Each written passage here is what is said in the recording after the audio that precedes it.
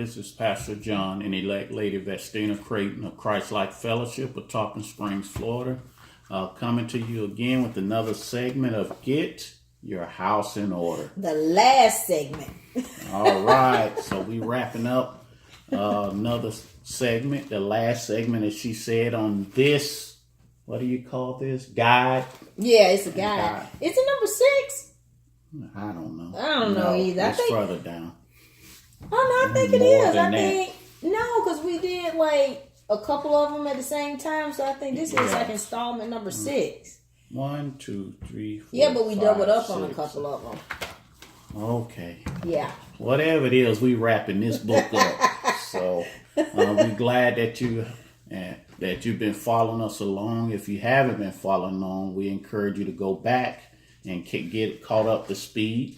That being said, I turn the commercial information part over to my wife so she can fill y'all in and get commercial. Yeah, okay, well. As he said, thank you for joining us, coming back and checking us out for this last segment of Get Your House in Order. We encourage you to go back and take a look at the very first installment of this series. If you subscribe to our channel, you can look at all the other like segments we had. Like the first one we did was enjoying the fruit of your marriage, because we feel like there are like 2 battles going on. You got your spiritual battle and you got your physical, natural battle that's going on. This first one series that we did is all about the spiritual battle, doing battle together against the enemy who is on assignment to steal, kill, and destroy marriages. So please go and check that out. And then also, he also has with attacking us in the natural, a lot of things. And a lot of times what he does, it's almost like a sneak attack sometimes, because he'll like attack you in areas that you don't even think about. You may have the big stuff. You like, we got that under control, but then he kind of hits you and kind of blindsides you in these areas. These are things that happen every day, all day, but for whatever reason, we don't deal with them until they're right there in our face. So that's the reason why we've, sat down, God placed it on our heart to do these series of guides. And this is actually the second guide. It was a 4-part series, and this is number 2, and we have 2 more coming up. But this is the last segment for Get Your House in Order. And you can actually pick up, and I'm going to do my level best not to use actually too many times. Yeah, because, I don't know. I guess that's my equivalent to actually. But across the bottom of the screen, you can find our books, because they are for sale on our website at christlikefellowship.com. You can also go to our YouTube videos, and you can catch us in podcasts if you don't want to watch us. If maybe you just want to listen to us, we're also in podcasts. So with that being said, we're going to jump into our last segment. So what's the topic for this evening? So our topic for this evening will be concerning your last wishes, your will to carry out your last wishes. Mm-hmm. And once again, this is just practical guides that will help eliminate misunderstandings and frustrations that's going to come ordinarily. So, but if stuff is in black and white, people can't argue. They might want to, but I mean, with all this, how we do. It eliminates the area for guessing and assuming. So if it's in writing, nobody can't just plug in what they want. Yeah. So people gonna do what they do, but you can minimize that, and we want to make, as we say, when life happens, are you prepared? We want it be as smooth as possible.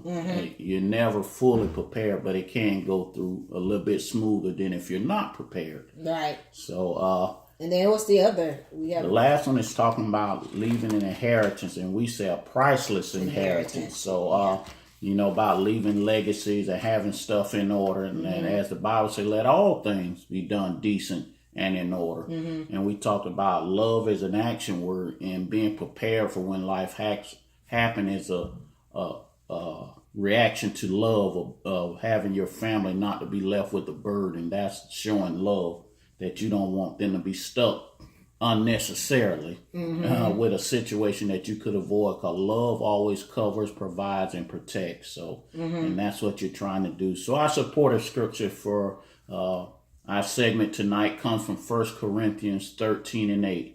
It says, love never fails, but where there are prophecies, they will cease. Where there are tongues, they will be still. Where there is knowledge, it will pass away. Love is the only thing that abides forever. We know that's why we have the plan of salvation, because God so loved the world that he gave his only begotten Son, that we might have a right to eternal life for those that believe. So love keeps on giving and giving. When all this other stuff cease, love will always abide. So love will cause you to put stuff in action to protect your family in your absence. And one of the things is that we actually even have posted in our house is that love motivates, but faith sustains. Amen.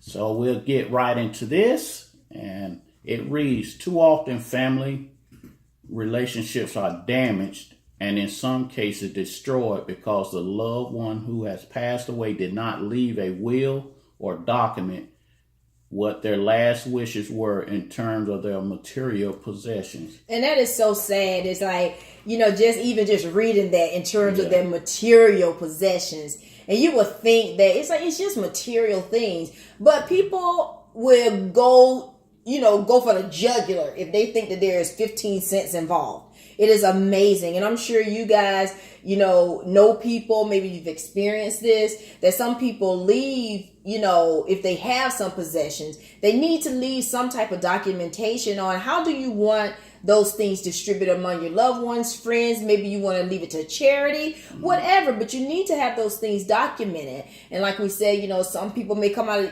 oftentimes there are people that will come out of woodworks. You probably never seen them, but when a loved one dies or whatever, and they think they got a little skin in the game, they're going to show up. But if you're listening to this and viewing this at any given time and you don't have a will in place, think about those that are left behind so that they know exactly how you would wish your affairs to be handled. And a will is so important. And even with that, because people can contest a will, but at least have something in place. So that can give guidelines and some kind of structure that they can at least start from. So in order to get that going, we say contact an attorney to discuss the options based on your family situation. So everybody have unique situation. Everybody have different things that's going to be left behind. So your family, what you have. So talk with somebody in this field that knows what's going on, that can give you some guidance on how to work out your affairs. And one of the things that I encourage people to do, and I have done myself, is that I've actually whatever little bit that I don't know when that time will be, but there are just certain things that I have in my possession that I know exactly who I want it to go to. So what I've done, I've just, typed it up on a Word document or whatever and put it on a thumb drive or whatever. And so I've actually listed the person's names and the particular item that I want, the person to receive, what that item is and who I want it to go to. So in the event of my, untimely or timely death or whatever, is it really untimely or timely death? Because we all want to die at some point. Right? Anyway, so, but, and I've shared it with my husband, I've shared it with my brothers. It's like I actually have this document, and then as time goes on, if something happens, I update it, and it is listed my last wishes. So it's even down to that level. Some of you may not even want to do that, but I'm just saying it's little things like that that'll make it very simple. Like for me, simple as this, my clothing and stuff like that. If I'm the short lived or whatever, I told my husband, send it to charity. Just get it out. Don't leave no shrine to me, or whatever, because a lot of people will have their passed on loved one stuff just sitting in the closet rotten. And it's like either donate it to someone. And these are things that you can verbally tell a person or you can write it down, because you'll be amazed at how many people I don't know what to do with this stuff. It's like, and don't leave it, of course you may have sentimental pieces, but the whole wardrobe, it shouldn't be sentimental. Let somebody else get somewhere out of it. So it may sound a little simple and whatever, but you'll be amazed that these little things make a difference when that time comes, that you can move through things smoother or whatever. So after you contact an attorney or whoever, you want to get guidance from, we say ask for referrals. And ask for referrals for an attorney. You know, if you do. And here's the thing, guys. If you have an attorney for something else, ask that attorney. Because they have friends. They have a network. They can recommend you. If you trust an attorney that has successfully worked with you in the past on other things, ask them like, hey, who do I go to talk about getting my will in place? And they have a network, and then they can refer. And then you're getting it from someone that you trust. Absolutely. It is beneficial to have previous relationship with an attorney or know someone who has a good relationship with an attorney that they trust and are willing to share their contact information with you, which my wife was just saying. You know, lawyers have a network of other lawyers. Even if it's not in their field, they can recommend you to somebody that they know that can handle that particular situation. All right, before meeting with the attorney, think through what you want. And also, I'm sorry, even before that, a good attorney will recommend another attorney who's an expert in that field. What I'm trying to say is that if you have an attorney who's family law or I don't know, whatever type, criminal attorney, they may not be the best person that deals with wills because that's not their wheelhouse. That's not their expertise. So make sure that when you ask for someone who's an expert in that field. Okay? So just want to kind of throw that out, because you wouldn't go to your primary doctor and say, can you pull this tooth out of my mouth? You'll want to go to a dentist, if that makes sense. All right. Before meeting with the attorney, think through what you want the will to accomplish. So kind of write it down before you get there and process it in your mind, like you say, what you're trying to accomplish. Right. So. And what that means is, it goes back to our first point where it's like based on your family situation. Think about, like I said, what you want to accomplish. Who are the members of your family? Who is this going to impact? I can only go by with my father's will that he specifically named, actually put names in it. Even though I have two siblings or whatever, our names were specifically in what his wishes were. So you want to make sure that if you have multiple folks in your family or whatever, that you really think about, like I said, what you want that will to accomplish. And the attorney can help you put it in a legal format. As they say, dot your I's and cross your T's. But you need to have thought about what you want it to do. Absolutely. So we say the dynamics of your family should determine how detailed your will needs to be. It is important to be honest about your family circumstances because this will help you make the best decisions. Absolutely. All right. If you want specific items to go to a specific person, charity, etc., write down your detailed wishes and ask that they be attached to the legal will. Yes. So. And and even if you don't, like I said, for me, I just have it. But I can also say, I want it attached to my legal will. So just kind of keep those things in mind, guys. And here's the thing, like I said, this is a guide. This is a strategy guide. What we're trying to say is that we're trying to get you to initiate thought and conversations so you can think about these things before that time comes. And it may seem like this doesn't apply to us or whatever. I said it's not an issue till it becomes an issue. So we're just trying to give you the benefit of the things that we've experienced, what we're experiencing, and what we've seen other folks experience. So, like I said, we're just trying to help you minimize any confusion and setbacks, because if there's not a will, and as my wife said, if there is 5 cents to be left over, it's going to go into probate, and it's going to be a whole lot of other stuff that's going to hold things up unnecessarily and tie things up unnecessarily. So having a will help eliminate a lot of unnecessary stuff. Even though there's going to be extra stuff you got to deal with, there's some stuff you won't have to deal with because you got it in writing. And then also make sure, when you're talking to the attorney, ask questions. There is no dumb question. Ask them like exactly what will happen once the will is executed. What does that mean? You still got to go through probate. So all of these things, just think about. It just helps things go smoother. So when that person has to go and handle your affairs, they'll know where to go. They'll kind of have things kind of laid out so they don't have to start from, base one. But ask the attorney what are the steps after we execute this will? What are the steps would my loved one have to take? I mean, that's going to a whole nother level of preparation. But I tell you what, your family members will appreciate you for it. I mean, because it is a process, guys. I mean, can be very convoluted. Even in the best circumstances, it can be convoluted. And yeah. So we're just trying to, like you say, help minimize the burden and the stress and the frustration that you're going to have to encounter. Bad enough, like you say, losing that loved one, but now other folks going to come and add stress to the situation. Yeah. Especially folks that haven't been there, don't really know what's going on. They just want to know how big their slice of the pie is. Yeah. So, and it's real. Yes. That's just, as they say, keeping it real or whatever. Yes. But that's the reality of the situation, and it's human nature. I'm not saying it's right, but it is what it is. And once you recognize that that's really what you're working with, then you can prepare. Just simple as that. Absolutely. So that last topic is about priceless inheritance. And, I'll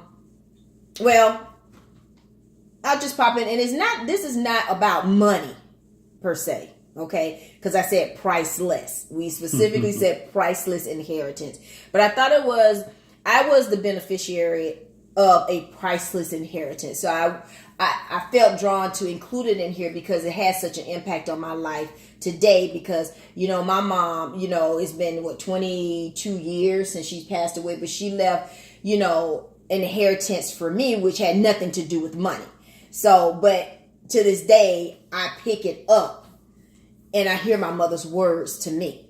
So, but it says that sometimes when we're getting on with the day-to-day business of living, we forget to tell our loved ones how much we love them. Consider writing your thoughts down in a letter or capture them in a video. If there are multiple people, individual letters are very special because you can speak directly to that person. After you have passed on and life continues to happen, there's nothing more comforting than reading or hearing words from a person who loved you. Getting your house in order relieves stress and gives you and your loved ones peace of mind that provisions are in place for them to carry on when life happens. And so with this priceless inheritance, like I said, my mother had the wherewithal, and I don't know what God said to her or whatever, but he placed it on her heart for her to write letters individual letters to myself and my two siblings. And she did it oh my gosh, it was 9 years prior. She had written down because she had dated it. So I don't know what had transpired in her life or what have you, but whatever it was, she sat down and wrote her thoughts out. And even to this day, it is so incredibly special that I can go, because I have a special box where I keep my priceless things, and I'll go when I just need mama, because I can't pick up the phone and call her or whatever. I can just pick up that letter. I can open, and I'm reading words that she said to me. And that is priceless. And to me, and I tell people, and as a matter of fact, I did a little video on my Lady to Lady with Vestina, is that I encourage anyone, if you're a parent, caregiver, because some people don't know how to say I love you. Those words, I love you, because it's not that they don't love you. It's just that it's kind of challenging to say I love you. Some folks grew up and they say I love you every day, all day. That, that's how they grow up. I love you. They give hugs and all of that. Whereas in my house, I grew up or whatever. I knew we were loved, but it wasn't like we walked around the house all day saying I love you, I love you, I love you, I love you, And it's to the point that when my mother passed away and I moved away, and my dad, every time we would hang up the phone, my daddy would say, I love you. And it was kind of weird because my daddy was this big, he was a man's man, and he just wasn't that mushy kind of guy, but it's kind of because he was I call it a big teddy bear kind of thing. But for him to say the words, I love you, almost made me uncomfortable, because it's we'll do that. And then I have an auntie, I call her Auntie Smiley. She knows who she is. And I remember as a kid, every time she just smile and she'll give hugs. And we're like, no. It's and to this day she's still the same way. And it's like now, and even like with my husband, if he's talking on the phone with his mom or his, kids or sister, he'll say, I love you. And it just flows off his tongue or whatever. And it's just like, oh, I've gotten better because I'm not really that affectionate kind of person. But, for someone like myself who sometimes struggle with verbalizing that, or you're not affectionate or whatever, I don't know what I'm trying to say, but the fact is that for my mom to have written that to me, and now years later I can pick it up and I can actually see her in her handwriting, and it makes me wonder, like, what was going on in her mind at that time that she wrote. And I have no idea what she wrote to my brothers because that was personal to them. I don't know if she wrote them at the same time. I have no idea because that's not my business, because that was her gift to them. Those are her words to them. It wasn't collectively as her children. It was an individual, like, this is what I want to say to you kind of thing. And so I just, I encourage anyone and everyone that if you have someone in your life, and even if you do say I love you or whatever, there may be some things you want to like leave words of wisdom or something. Jot those down. Guys, that is priceless. That is priceless. I can't say enough. No. So that puts a pin in her last thought on this practical guide about getting your house in order, being prepared for when life happens, because life happens to everyone. Absolutely. Yes, so it does. We just want to say thank you for going on this journey with us, and we pray that we are imparting some nuggets and some guidance that will better help you prepare for life. Just start the conversation, guys. Just start the conversation. Even no matter when you see this, that's what God's placed on our heart, that we pray that even if it just touch one person and makes a difference to someone who actually say, you know what, they have a point. Let me just sit down and put some pen to paper and thought and have a conversation with my family. I think God would say, well done. And also on that note, make sure you like, share, and comment. We would love to hear your thoughts or whatever.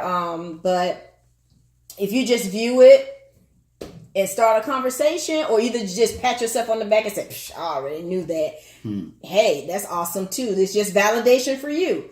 So I guess until next time, I think, I don't know. We're probably gonna do some more like series here in the future. See, he's all excited about it, because it's just a lot. I think that we can share, from a couple standpoint or whatever, and it kind of holds us accountable too. Yeah, absolutely. Because it generates conversations that we probably wouldn't have. We'll just go on about our day, but it causes us to think about like, are we doing this?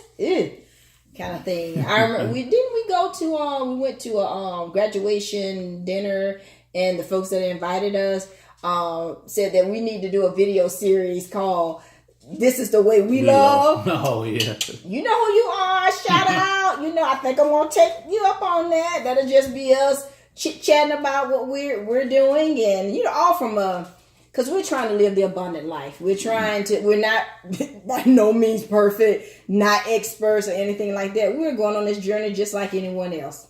So anyway, until next time.